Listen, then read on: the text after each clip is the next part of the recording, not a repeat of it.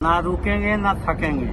पैरों में छाले हो गए हैं, पट्टी करवा रहा हूं और फिर यात्रा आगे कंटिन्यू रहेगी जब तक प्रधानमंत्री के निवास तक हम लोग पहुंचेंगे। पैरों में छाले पड़ गए लेकिन रुकेंगे नहीं, थमेंगे नहीं। विभिन्न मांगों को लेकर पूर्व सैनिकों की देश भर में प्रदेश स्तरीय पद यात्रा शनिवार को सांपला से रवाना हुई। वन रैंक वन पेंशन मुद्दे सहित कई अन्य मांगों ने केंद्र सरकार के खिलाफ तीखे शब्दों से हमला बोला। वॉइस ऑफ एक्स सर्विसमैन और संयुक्त मोर्चा के संयोजक वीर बहादुर सिंह जी ने कहा, उनके संघर्ष का उद्देश्य पवित्र है, लेकिन सरकार अब पूर्व सैनिकों की बेइज्जती कर रही है। पीएमओ से उनकी मांग तो मानने की दूर, मिलने का समय तक नहीं दिया जा रहा है। वीर बहादुर सिंह जी ने कहा कि प्रधानमंत्री अब बॉर्डर पर जाकर सैनिकों के साथ दिवाली मनाएंगे, लेकिन रिटायरमेंट के बाद सैनिक के घर दिवाली मनती है भी नहीं, ये उनको पता नहीं, इसकी उन्हें सूद नहीं। पदयात्रा के केंद्रीय संयोजक वीरेंद्र सिंह डूडी ने कहा कि पूर्व सैनिक अपनी मांगों के लिए 2013 से संघर्ष कर रहे हैं। अब हमारी लड़ाई सीधे सरकार से है। उन्होंने कहा है कि अगर उन्हें कुछ वर्षों बाद न्याय मिला भी तो देरी से मिला न्याय भी न्याय नहीं कहलाता। अब आप देख सकते हैं कि वीर बहादुर सिंह जी ने एक शब्द कहा है कि ना डरेंगे ना थकेंगे और प्रधानमंत्री आवास तक कूच करके ही दम लेंगे, चाहे पैरों में छाले पड़ जाए या फिर कुछ भी हो जाए, आपदा आ जाए, लेकिन ये पूर्व सैनिक अब रुकने वाले नहीं हैं। आप देख पा रहे हैं कि किस प्रकार वो अपने पैरों के नीचे पटिया बंधवा के फिर से तैयार हो रहे हैं कि वो प्रधानमंत्री आवास तक कूच कर सकें। और जो एक टारगेट उन्होंने बनाया है कि हम केवल प्रधानमंत्री जैसे ही मिलेंगे, इस बीच जगह जगह से उनके पास प्रशासनिक अमलों के फ़ोन आ रहे हैं कि आप हमें बताएं कि आपको क्या समस्या है, हम आपकी समस्या को सुनते हैं, आपका मांग पत्र लेते हैं, आगे सरकार तक पहुंचाते हैं। लेकिन पूर्व सैनिक है कि अब उन्होंने एक ही टारगेट बना लिया कि केवल और केवल हम सीधा प्रधानमंत्री जी से मिलेंगे, इसके बीच में हम किसी से कोई बात नहीं करेंगे। यदि बीच में बात करने वाले और हितैषी इतने ही थे तो आज ये संघर्ष 2013 से चल रहा है, क्यों नहीं अभी तक आए। अब उनको लगा है कि ये पूर्व सैनिक प्रधानमंत्री आवास तक पहुंचेंगे तो सरकार के माथे पर भी पसीना आने लगा है। और दिल्ली पुलिस भी हरकत में आ चुकी है कि पूर्व सैनिकों का बड़ा जत्था, जिसमें हजारों पूर्व सैनिक शामिल होकर, विधवाएं वीर नारियां शामिल होकर दिल्ली की तरफ बढ़ रही है। और ये यदि प्रधानमंत्री आवास तक पहुंची तो देश नहीं विदेशों तक जो मीडिया और सबका ध्यान आकर्षित हो जाएगा। आज केवल एक अखबार ने खबर छापी है और जब प्रधानमंत्री आवास ये पहुंचेंगे तो सभी अखबार, मीडिया चैनल इस अखबार को प्रमुखता से जरूर छापेंगे और सरकार का ध्यान इस बात पे आकर्षित जरूर करवाएंगे। इन्हीं शब्दों के साथ इस वीडियो में इतना ही। पूर्व सैनिकों का हौसला यूं ही बने रहें, आगे बढ़ते रहें और कल असली उनका कदम होगा जब वो प्रधानमंत्री जी से जाके मिलेंगे। इस वीडियो को लाइक करें, शेयर करें और चैनल को आप सब्सक्राइब कर सकते हैं। जय हिंद। आप देख सकते हैं किस प्रकार चलते चलते पैरों में छाले हो गए हैं, लेकिन ना रुकेंगे। मैं संदेश दीजिए। ना रुकेंगे ना थकेंगे। पैरों में छाले हो गए हैं, पट्टी करवा रहा हूं और फिर यात्रा आगे कंटिन्यू रहेगी जब तक प्रधानमंत्री के निवास तक हम लोग पहुंचेंगे। आप लोग भी कल सुबह सभी भारी संख्या में अमर जवान ज्योति राष्ट्रीय युद्ध स्मारक national war memorial India Gate के पास पहुंचे।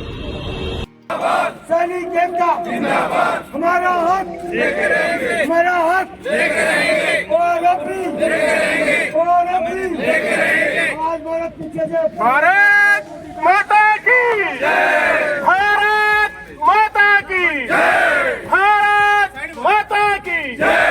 इनकलाब जिंदाबाद, इनकलाब जिंदाबाद, इनकलाब जिंदाबाद। शहीद भगत सिंह अमर रहे, शहीद भगत सिंह अमर रहे, शहीद भगत सिंह अमर रहे। चौधरी छोटू राम जिंदाबाद, चौधरी छोटू राम अमर रहे, चौधरी छोटू राम। अमर रहे।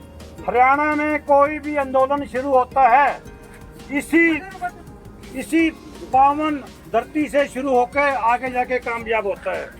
और आज हमें पूरी संभावना है, हमारा आंदोलन छोटू राम जी की पावन धरती से शुरू हो रहा है और ये लास्ट और फाइनल होगा। रात को दिल्ली पुलिस पूरी हिली हुई है।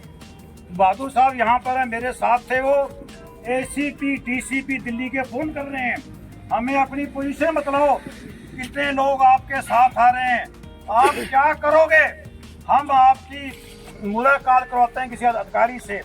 वीर बहादुर जी ने क्लियर बोला, हम प्रधानमंत्री मोदी जी से मिलेंगे, इसके अलावा किसी को नहीं मिलेंगे। अभी हमें 101% आशा है, आने वाले टाइम में इलेक्शन भी है, अभी हमारी सारी मांगे मानी जाएंगी। अभी हमने इसको अधूरा नहीं छोड़ना है। जो लोग यहाँ पर शामिल नहीं हुए, कल वो आगे हमें बहादुरगढ़ में मिले सुबह 8 बजे। उसके बाद जो कल वहाँ नहीं आ पाएंगे, दिल्ली में फाइनल करें, दिल्ली में फाइनल करें, इसको रिजल्ट आपको क्लियर मिलेगा। सबसे बड़ी बात है कि दो एम्बुलेंस आपके साथ हैं। एक ECHS सांपला ने दी, कर्नल दलाल साहब ने पूरा कोऑपरेट किया हुआ। एक एम्बुलेंस बहादुरगढ़ से दिल्ली तक जाएगी, संजीवनी हॉस्पिटल है, ठीक है सर, उसमें छोटी मोटी दवाइयाँ आपको मिलेंगी।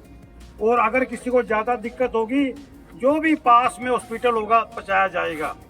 हम सभी से अपेक्षा करते हैं, रास्ते में चलते हुए किसी भी वाहन को कोई दिक्कत ना आए, अपना भी बचाव करना है, औरों का बचाव करना है। अनुशासन के बीच रह के हमने काम करना है।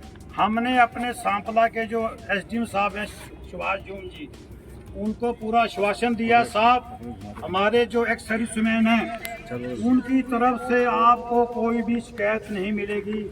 बहुत ही शांत वातावरण में हमारा प्रोटेस्ट होगा। DSP साहब को भी मैंने बता दिया था, थाने के सबको बता दिया। मैं कहा ज़्यादा पुलिस यहाँ पर करने की जरूरत नहीं है, 2-4 अगर होते कांस्टेबल भेज देना।